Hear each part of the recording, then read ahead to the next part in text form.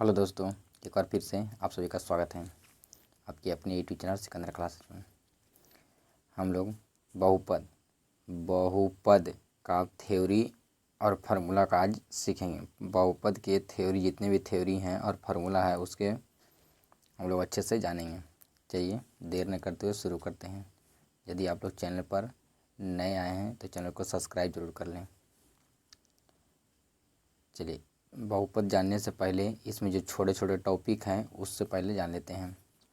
पूर्णांक। पूर्णांक क्या है? तो धनात्मक संख्या, ऋणात्मक संख्या और शून्य को जब आपस में मिला देते हैं तो उसके सम्मिलित रूप को क्या बोलते हैं? पूर्णांक। इसको किससे दर्शाते हैं? जेड से। किस दर्शाते हैं? डेढ़ से। जैसे में देख लीजिए, इधर हो गया यहाँ से लेकर यहाँ तक धनात्मक संख्या और इधर हो गया क्या? ऋणात्मक संख्या। जीरो क्या है? न तो धनात्मक संख्या है और न ही ऋणात्मक संख्या है। चलिए आगे बढ़ते हैं, समझ में आ गया होगा। धनात्मक संख्या, धनात्मक पूर्णांक। तो जो प्लस वाला रहता है, पॉजिटिव वाला रहता है, उसको बोलते हैं हम लोग धनात्मक पूर्णांक। जैसे प्लस में 1 प्लस 2 प्लस 3 डॉट डॉट जहाँ तक जाएगा प्लस में।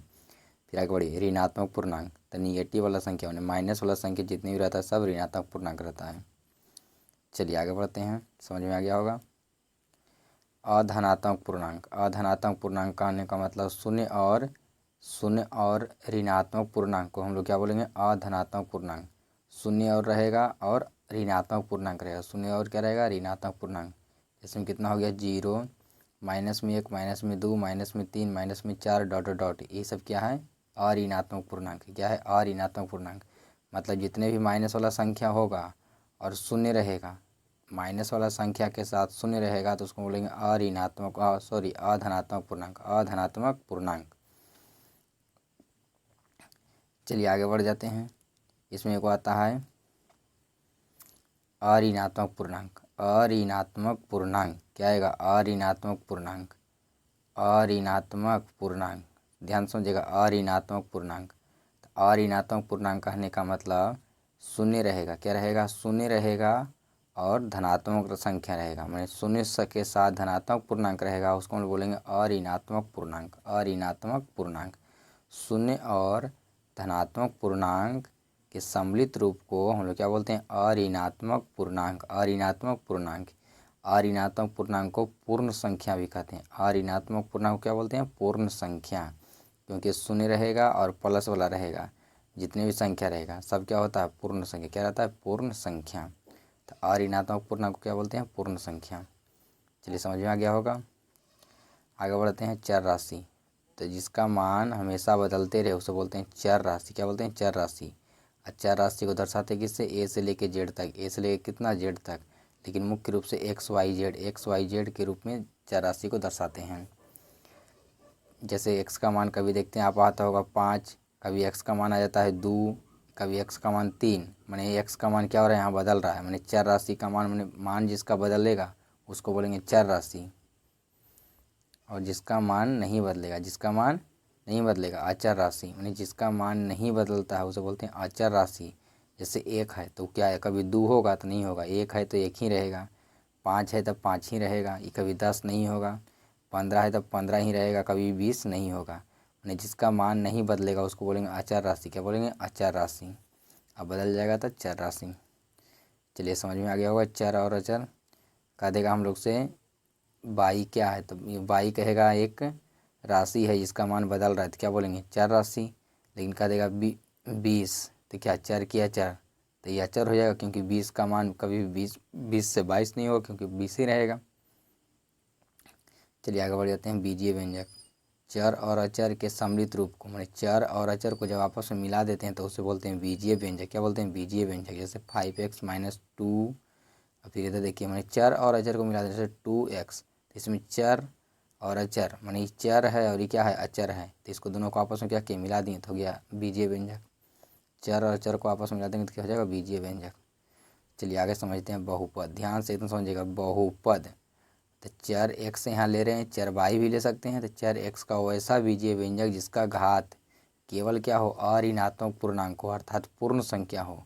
घात केवल क्या रहना चाहिए? पूर्ण संख्या। पूर्ण संख्या का मतलब 0, 1, 2, 3, डॉट डॉट के रूप में चल जाएंगे, डॉट डॉट के रूप में चल जाएंगे। तो यही रहेगा, घात रहना चाहिए, माने पावर रहेगा। पावर क्या रहेगा, 0 रह सकता है, 1 2 3 4 5 6 7 और माने डॉट डॉट चल जाएंगे, आगे बढ़ते चलेंगे। तो इसको बोलेंगे बहुपद। क्या बोलेंगे, बहुपद। माने चर x का वैसा बीजीय व्यंजक जिसका घात केवल अऋणात्मक पूर्णांक हो, मतलब पूर्ण संख्या हो। घात क्या हो, पूर्ण संख्या हो, उसे बोलेंगे बहुपद। पूर्ण संख्या कभी भी भिन्न के रूप में नहीं होता है। पूर्ण संख्या कभी भी भिन्न के रूप में नहीं होता है, मतलब बटा के रूप में नहीं होता, बटा के रूप में नहीं होता है। तो जिसका भी देख लेंगे घात भिन्न के रूप में है, बटा के रूप में है, कह देंगे बहुपद नहीं है। भिन्न के रूप में रह गया, बटा के रूप में रह गया, तो कह दीजिएगा बहुपद नहीं है। समझ में आ गया होगा। बहुपद का मतलब पहचानने का एक ही तरफ है। बहुपद पहचानने का नियम है कि भिन्न के रूप में नहीं रहेगा, बटा के रूप में नहीं रहेगा, तो उसको बोल देंगे बहुपद नहीं है। अगर रह गया तो बहुपद नहीं है। तो किसके रूप में रहेगा, तो पूर्ण संख्या में घात जो रहेगा, पावर जो रहेगा, पूर्ण संख्या रहेगा। पूर्ण संख्या मतलब 0 1 2 3 4 डॉट 1 2 3 4 5 6 7 डॉट डॉट के रूप में रहेगा। चलिए समझ में आ गया होगा। कहेगा बहुपद का व्यापक रूप क्या होता है, तो A0 + A1 x1 x के पावर 1 A2 x के पावर 2 A3 x के पावर 3 A4 x के power 4 dot dot An x के पावर n के रूप में रहेगा। जहाँ A1 A0 A1 A2 dot dot An क्या है, वास्तविक संख्याएं। क्या है, वास्तविक संख्याएं हैं। इसको हम लोग बोलते हैं गुणांक। क्या बोलते हैं, गुणांक। और A0 = 0 रहे, An ≠ 0 रहेगा। और n क्या रहेगा, अऋणात्मक पूर्णांक माने पूर्ण संख्या रहेगा। जैसे देख लीजिए ये बहुपद का उदाहरण है। इसका देखिए घात यहाँ पर x है, तो इसका घात देखिए कितना है, 1 है। कुछ नहीं, कितना 1 है, तो क्या है, अऋणात्मक पूर्णांक पूर्ण संख्या है। माने जिसका भी घात देख लीजिएगा पूर्ण संख्या रहना चाहिए। माने 0 रहेगा, प्लस में 1 प्लस में 2 प्लस में 3 प्लस में 4 ऐसे रहेगा, तो उसको बोलेंगे बहुपद। अगर माइनस में रह गया तो भी कह देंगे बहुपद नहीं है। माइनस में रह गया घात तो बोलेंगे बहुपद नहीं है। माइनस में घात रह गया तो बोल देंगे बहुपद नहीं है। भिन्न के रूप में रह गया तो बहुपद बोलेंगे नहीं है। चलिए समझ में आ गया होगा। बहुपद पहचानने का नियम क्या है, तो जो भी चर राशि रहेगा, बहुपद पहचानने का नियम है जो भी चर राशि रहेगा उसका पावर देखिएगा। क्या देखेंगे, पावर। पावर कब अगर रह गया माइनस में या भिन्न के रूप में, बटा के रूप में, तो कह देंगे बहुपद नहीं है। अगर इसके अलावा कोई दूसरा रहेगा तो कह देंगे बहुपद है। अगर पावर अगर x जो रहेगा, चर राशि जो रहेगा, अगर रूट में रह गया, चर राशि अगर रूट में रह गया तो भी कह देंगे बहुपद नहीं है। चर राशि अगर रूट में रह गया तो कह देंगे बहुपद नहीं है। रूट से पूरा पूरे बाहर नहीं निकलेगा तब। चलिए समझ में आ गया होगा। बहुपद का गुणांक A0 A1 A2 dot dot An को क्या बोलते हैं, बहुपद का गुणांक बोलते हैं। बहुपद क्या बोलते हैं, गुणांक बोलते हैं। जैसे यहाँ पर आप लोग को दिखाते हैं, यहाँ से हम लोग को कह देगा ये जो बहुपद है उसमें पूछेगा x² का गुणांक कितना है, तो 3। x⁴ का गुणांक कितना है, प्लस में 5। x³ का गुणांक कितना है, प्लस में 6। और यहाँ पर जिसमें x नहीं रहे वो बोलते हैं उसको अचर राशि, कांस्टेंट बोलते हैं। क्या बोलते हैं, कांस्टेंट, अचर राशि। चलिए समझ में आ गया होगा। अब आगे बढ़ते हैं बहुपद का घात। बहुपद का घात, चर x का महत्तम घात या उच्चतम घात को बोलते हैं बहुपद का घात। क्या बोलते हैं, बहुपद का घात। इसे बोलते हैं power index degree. Power index degree मैंने जो भी बहुपद रहेगा उसका देखिएगा सबसे ज़्यादा घात कितना है, वही कहलाता है बहुपद का घात। क्या कहलाता है, बहुपद का घात। जैसे वो देखिए ये बहुपद है, इसका पावर देख लीजिएगा, सब पावर रहना चाहिए पूर्ण संख्या के रूप में, तो बहुपद है। और जो सबसे ज़्यादा पावर होगा वही क्या होगा, बहुपद का घात होगा। देख लीजिए यहाँ पावर कितना है 2, और यहाँ पावर कितना है 4, यहाँ पर पावर कितना है 3, यहाँ पर पावर कुछ नहीं तो 0, मतलब पावर सबसे ज़्यादा कितना है 4, तो बहुपद का घात कितना हो जाएगा 4। यानी सबसे ज़्यादा पावर जो रहेगा वही होता है बहुपद का घात। चलिए समझ में आ गया होगा, आगे बढ़ते हैं। बहुपद का मानक रूप। बहुपद का मानक रूप तो क्या करेंगे, बहुपद के घात को आरोही या अवरोही क्रम में सजा देंगे, या तो घटते क्रम में या तो बढ़ते क्रम में सजा देंगे, तो उसे बोलेंगे बहुपद का मानक रूप। बहुपद का मानक रूप यानी जो भी चर राशि लेंगे उसका घात को या तो बढ़ते क्रम में सजाइए या तो घटते क्रम में, अर्थात आरोही क्रम में या तो अवरोही क्रम में, तो वही कहलाता है बहुपद का मानक रूप। बहुपद का मानक रूप समझ में आ गया होगा। जो भी बहुपद रहेगा उसको उसके घात को बढ़ते क्रम में लिख दीजिएगा या तो घटते क्रम में, तो कहलाएगा बहुपद का मानक रूप। तो जब भी बहुपद पहचाना जाता है तो बहुपद का मानक रूप में लिख कर, बहुपद के मानक रूप में लिख कर तो यहाँ पर देखिए बहुपद का मानक रूप में है, यहाँ पर कुछ नहीं तो पावर कितना है 0, फिर यहाँ पावर कितना है 2, यहाँ पर पावर कितना है 3। तो ये देखिए बढ़ते क्रम में है, आरोही क्रम में है। यहाँ पर देखिए पावर कितना है, यहाँ पर देख लीजिए पावर कितना है 2 है, यहाँ पर पावर कितना है 1 है, और यहाँ पावर कुछ नहीं तो 0 है, यानी घटते क्रम में है। माने घटते क्रम में रहेगा पावर या बढ़ते क्रम में, तो बोलेंगे बहुपद का मानक रूप है।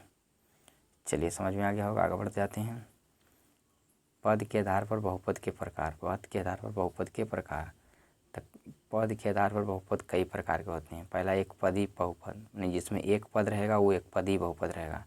पहचानने का नियम है प्लस या माइनस से अलग रहना चाहिए। प्लस या माइनस से अलग रहेगा उसको बहुपद करेंगे। जय वो प्लस से अलग रहेगा जय बहुपद। जैसे यहाँ देखिए बहुपद का एक पदी है, इसमें देखिए एक पदी है क्योंकि प्लस से अलग है, मैंने 2x³ है, मैंने समझ जाएंगे कितना पद ही है, एक पद है। 4x का पद है, एक पद है। 6 देख लीजिए 6y है, समझ जाएंगे एक पद है। 8x² है, समझिए एक पद है। समझ में आ गया। मैंने एगो रहना चाहिए, क्या रहना चाहिए, एगो रहना चाहिए। मैंने प्लस या माइनस से नहीं अलग रहेगा तो उसको हम लोग बोलेंगे एक पदी बहुपद। चलिए आगे बढ़ जाते हैं। देखिए द्विपदी बहुपद। द्विपदी का मतलब जिस पद बहुपद में दो पद रहेगा उसको बोलेंगे द्विपदी बहुपद। तो पद का मतलब प्लस या माइनस से दो गो अलग रहना चाहिए। प्लस या माइनस से क्या रहना चाहिए, दो गो अलग रहना चाहिए, द्विपदी। अगर एक को नहीं अलग रहेगा तो एक पदी। देख लीजिए इसमें है 2x³ + 5। तो देखिए प्लस है तो प्लस से कई गो इसमें कई पद है, एक पद दो पद। मैंने प्लस या माइनस से अलग रहेगा तो दो पद रहेगा तो वह द्विपदी। इसमें भी देखिए माइनस से ये अलग है तो कई पद है, एक पदी हो गया, एक पदी हो गया, दो पद है। इसमें देखिए प्लस से अलग है तो कई हो गए 6, यहाँ 6y थे, कई पद हो गया, दो पद हो गया। मानी पद के आधार पर पहचानने कहेगा तो क्या देखेंगे, प्लस या माइनस देख लेंगे कई बार अलग है। प्लस या माइनस देख लेंगे कई बार अलग है। एक बार अलग रहेगा तो एक पदी, दो गो रहेगा उसमें तो दो पदी। चलिए समझ में आ गया, आगे बढ़ते हैं। त्रिपदी। त्रिपदी बहुपद का मतलब समझना, जिसमें तीन पद रहेगा, तीन पद रहेगा उसको बोलेंगे त्रिपदी बहुपद। जैसे देख लीजिए तीन पद रहने का मतलब यहाँ देखिए प्लस है, यहाँ माइनस है, तो ये अलग करेगा। तो अलग करने का मतलब क्या हो गया, ये 1 2 3, मैंने त्रिपदी हो गया। इतना समझना, प्लस या माइनस से जय गो अलग रहेगा, जय पदी बहुपद। चलिए और देखते हैं। इसमें देख लीजिए कई पद है, तो प्लस माइनस से कई गो अलग है। देख लीजिए ये अलग है प्लस से माइनस से, यहाँ देखिए 4x भी अलग है, ये 7 भी अलग है, मैंने इसमें कई पद हो गया, तीन पद, त्रिपदी बहुपद। समझ में आ गया होगा। पद के आधार पर कहेगा तो देख लीजिएगा प्लस या माइनस से कई बार अलग है। शून्य बहुपद, इसको बोलते हैं जीरो पॉलिनोमियल। जिस बहुपद के सभी गुणांक शून्य रहेगा उसे बोलेंगे शून्य बहुपद। जिस बहुपद के सभी गुणांक क्या रहेगा, शून्य रहेगा, उसे बोलेंगे शून्य बहुपद। यानी गुणांक सबको कुछ रहना चाहिए, जीरो रहेगा तो बोलेंगे शून्य बहुपद। चलिए समझ में आ गया। शून्य बहुपद का घात नहीं होता, शून्य बहुपद का कोई घात नहीं होता। नोट में लिख लीजिएगा, शून्य बहुपद का कोई घात नहीं होता है, अर्थात शून्य बहुपद का घात अपरिभाषित होता है। चलिए आगे बढ़ जाते हैं। अचर बहुपद, कांस्टेंट पॉलिनोमियल, इसे बोलते हैं अचर बहुपद को बोलते हैं नन पॉलिनोमियल। मैंने चलिए तो जिस बहुपद में सिर्फ एक ही पद होता है, जिस बहुपद में कई पद रहना चाहिए, एक पद। जिस बहुपद में सिर्फ एक पद रहेगा और जो पद रहेगा वो वास्तविक संख्या के बराबर रहेगा उसको बोलेंगे अचर बहुपद। क्या बोलेंगे, अचर बहुपद। जैसे 2 - 5 √3 ये सब क्या है, अचर बहुपद है, क्योंकि इसमें एक पद है और भी एक पद जो है वास्तविक संख्या है। चलिए आगे बढ़ते हैं। अचर बहुपद के शून्योत्तर अचर बहुपद भी कहा जाता है। मैंने अचर बहुपद को शून्योत्तर अचर बहुपद भी कहा जाता है। मतलब नन जीरो मैंने जीरो जिसमें नहीं रहेगा, इसका घात कितना होता है, जीरो होता है। यानी अचर बहुपद का घात कितना होता है, जीरो। शून्योत्तर बहुपद का घात कितना होता है, जीरो। चलिए आगे बढ़ जाते हैं। घात के आधार पर बहुपद के प्रकार। तो कई प्रकार होते हैं। पहला एक घातीय बहुपद, इसे बोलते हैं रैखिक बहुपद। एक घातीय बहुपद क्या बोलते हैं, रैखिक बहुपद। एक घातीय बहुपद मैंने एक घात वाला बहुपद को बोलते हैं एक घातीय बहुपद या रैखिक बहुपद। एक घात रहना चाहिए, कई घात रहना चाहिए, एक घात रहना चाहिए। घात मतलब पावर क्या रहना चाहिए, एगो रहना चाहिए। पावर क्या रहना चाहिए, एगो रहना चाहिए, उसको बोलेंगे एक घातीय बहुपद। एक घातीय बहुपद का दूसरा नाम क्या है, रैखिक बहुपद। जैसे यहाँ देख लीजिए 2x + 3 2x - 3, तो यहाँ पर पावर किसको देखेंगे, x पर देखेंगे, तो x पर कई घात हैं, एक घात है, तो एक घातीय बहुपद हो गया। यहाँ पर देखिए 4x + 1, तो x पर पावर कितना है, एक है, तो एक घातीय बहुपद हो गया।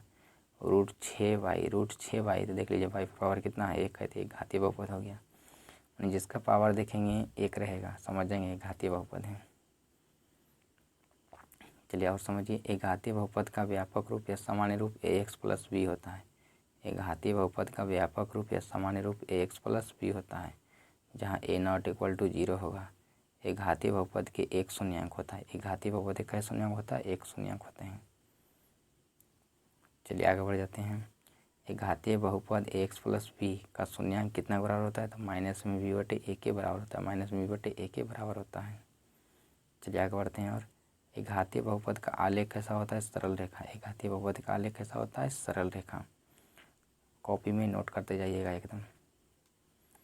चलिए आगे बढ़ जाते हैं। द्विघातीय बहुपद, दो घात वाले बहुपद को द्विघातीय बहुपद कहेंगे। दो घात वाला बहुपद को क्या बोलेंगे? द्विघातीय बहुपद। माने घात कितना रहना चाहिए? 2 रहना चाहिए। कितना रहना चाहिए? 2 रहना चाहिए। जैसे x square plus 2x minus में 3, तो देख लीजिए घात कितना यहाँ पर है? 2 है। तो क्या हो गया? द्विघातीय बहुपद हो गया। माने ज़्यादा से ज़्यादा जितना घात रहेगा वो जय बहुपद का लेखा। पावर कितना है? 2 है, तो द्विघातीय हो गया। चलिए आगे बढ़ जाते हैं। द्विघातीय बहुपद का व्यापक रूप या सामान्य रूप तो ए एक्स स्क्वायर प्लस में बी एक्स प्लस में सी होता है। द्विघातीय बहुपद का व्यापक रूप ए एक्स स्क्वायर प्लस में बी एक्स प्लस में सी होता है, जहाँ ए बी सी क्या है? वास्तविक संख्याएं, जहाँ ए नॉट इक्वल टू 0 होना चाहिए। यानी द्विघात बहुपद का ही व्यापक रूप होगा, तो इसी रूप में हम लोग को लेके चले जाना है। इसी के रूप में लेके चलाना है। मैंने पहले एक्स स्क्वायर रहना चाहिए, फिर एक्स रहना चाहिए, फिर कांस्टेंट रहना चाहिए। चलिए आगे बढ़ते हैं। द्विघातीय बहुपद को हम लोग दर्शाते किससे? पी एक्स से, क्यू एक्स से और आर एक्स से। द्विघातीय बहुपद के शून्यांक या मूल कहेगा। शून्यांक या मूल कहेगा, समझ जाएंगे एक्स का वह मान जो द्विघातीय बहुपद इतना को शून्य को कर दे। क्या कर दे? शून्य कर दे। एक्स का ऐसा मान रखेंगे जो बहुपद दिया रहेगा उसका मान कितना बराबर हो जाएगा? शून्य के बराबर हो जाएगा। तो वही कहलाएगा बहुपद का शून्यांक। क्या कहलाएगा? बहुपद का शून्यांक कहलाएंगे। उसे क्या बोलेंगे? बहुपद का शून्यांक। चलिए समझते हैं आगे। कहेगा बहुपद के कितने शून्यांक होते हैं? 2 शून्यांक होते हैं। तो बहुपद के कितने शून्यांक? 2 शून्यांक होते हैं। चलिए आगे बढ़ते हैं। यदि बहुपद के ए x square plus b x plus में सी के शून्यांक अल्फा और बीटा है, मूल कितना रहेगा? अल्फा और बीटा। द्विघात बहुपद के शून्यांक या मूल अल्फा और बीटा रहेगा, तो शून्यांकों या मूलों का योगफल, योगफल का मतलब जोड़, अल्फा प्लस बीटा का मान कितना बराबर होता है? माइनस में बी बटे ए के बराबर होता है। और शून्यांकों का गुणनफल, तो अल्फा इंटू बीटा कितना बराबर होता है? सी बटे ए के बराबर होता है। चलिए समझ में आ गया होगा। ये बार बार एग्जाम में पूछा था। शून्यांकों का योगफल कहेगा मूलों का योगफल, तो माइनस में बी बटे शून्यांकों का गुणनफल कहेगा या मूलों गुणनफल, तो सी बटे ए। द्विघात बहुपद कहेगा तब। चलिए आगे बढ़ जाते हैं। द्विघातीय बहुपद का आलेख कैसा होता है? वक्रफल। वक्रफल है। इसे बोलते हैं अपवार्ड या डाउनवार्ड। अपवार्ड या डाउनवार्ड। चलिए आगे बढ़ते हैं। यदि द्विघातीय बहुपद के शून्यांक अल्फा और बीटा रहेगा, तो पूछेगा द्विघातीय बहुपद का सूत्र क्या होगा? द्विघातीय बहुपद क्या होगा? तो माइनस में एक्स स्क्वायर एक्स स्क्वायर पहले क्या हो जाएगा? एक्स स्क्वायर माइनस में शून्यांकों का योगफल इंटू एक्स प्लस में शून्यांकों का गुणनफल, अर्थात एक्स स्क्वायर माइनस में अल्फा प्लस बीटा इंटू में एक्स प्लस में alpha into beta. Alpha into beta ये भी एग्जाम में बार बार पूछा जाता है, एकदम ध्यान से समझ लेना इसको कि बहुपद का सूत्र क्या होता है। तो एक्स स्क्वायर माइनस में शून्यांकों का योगफल इंटू एक्स प्लस में शून्यांकों का गुणनफल, अर्थात एक्स स्क्वायर माइनस में alpha plus beta into x plus में अल्फा इंटू बीटा। चलिए आगे बढ़ते हैं। कहेगा त्रिघातीय बहुपद। त्रिघातीय बहुपद, 3 घात वाले बहुपद तो क्या बोलेंगे? त्रिघातीय बहुपद। मैंने 3 घात रहना चाहिए। कितना रहना चाहिए? 3 घात रहना चाहिए। देख लीजिए 3 घात है कि नहीं है? यहाँ पर देख लीजिए 3 घात है, तो त्रिघातीय बहुपद हो गया।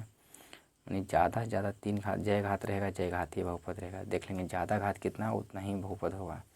5 घात रहेगा सबसे ज़्यादा, तो 5 घातीय। 6 घात रहेगा तो 6 घातीय। लेकिन इसमें देखिए 3 एक होता है, त्रिघातीय।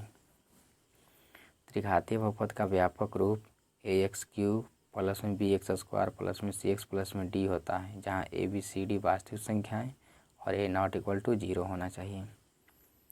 चलिए आगे समझ जाते हैं। और इसमें एक दो चीज़ समझ जाइएगा। कहेगा एक घातीय बहुपद का व्यापक रूप तो होता है x plus b x plus c. इसमें कहेगा एक्स का गुणांक कितना? तो ए। एक घातीय बहुपद में एक्स का गुणांक कितना? एक। और कांस्टेंट कितना रहता है? वी। कांस्टेंट कितना रहता है? वी। चलिए आगे बढ़ जाते हैं। कह देगा द्विघातीय बहुपद में व्यापक रूप होता है x square plus b x plus में सी। इसमें कहेगा एक्स स्क्वायर कितना, द्विघातीय बहुपद एक्स स्क्वायर गुणांक क्या बोलते हैं ए, और एक्स से गुणांक क्या बोलते हैं बी, और कांस्टेंट क्या बोलते हैं सी। अगर प्लस में रहेगा तो प्लस में रहेगा मान, और माइनस में रहेगा तो माइनस में मान रहेगा। चलिए समझते हैं अब आगे।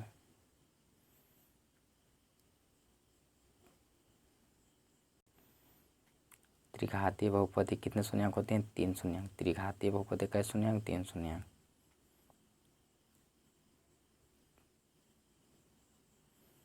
चलिए समझते हैं। यदि त्रिघातीय बहुपद इतना इतना इतना के शून्यंक अल्फा बीटा गामा है तो शून्यंकों का योगफल बताइए। मैंने त्रिघातीय बहुपद के शून्यंकों का योगफल मैंने alpha plus beta plus gamma बराबर, तब माइनस में बी बटे ए, माइनस में बी बटे ए, और alpha beta plus beta gamma plus gamma alpha, तो सी बटे ए, सी बटे क्या हो जाएगा ए।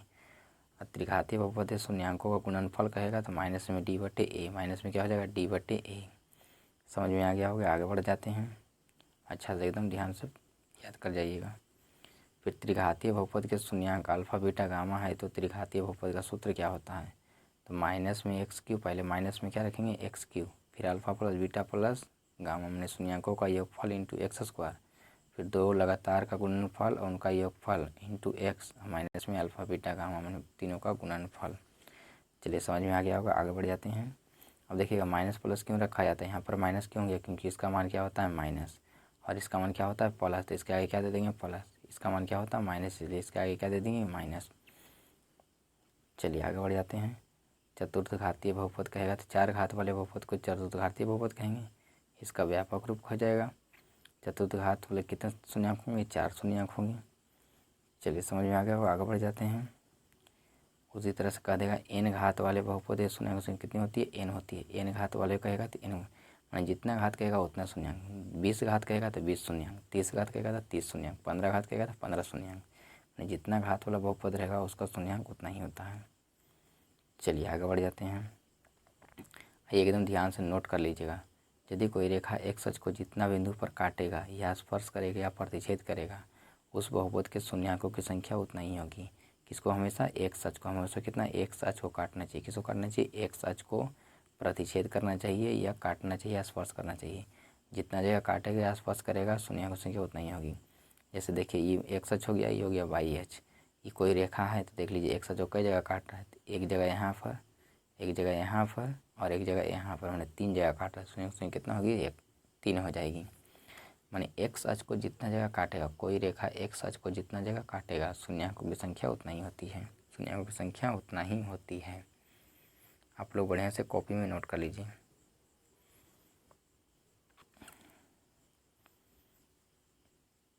आप लोग को यह वीडियो कैसा लगा कमेंट बॉक्स में ज़रूर बताएंगे।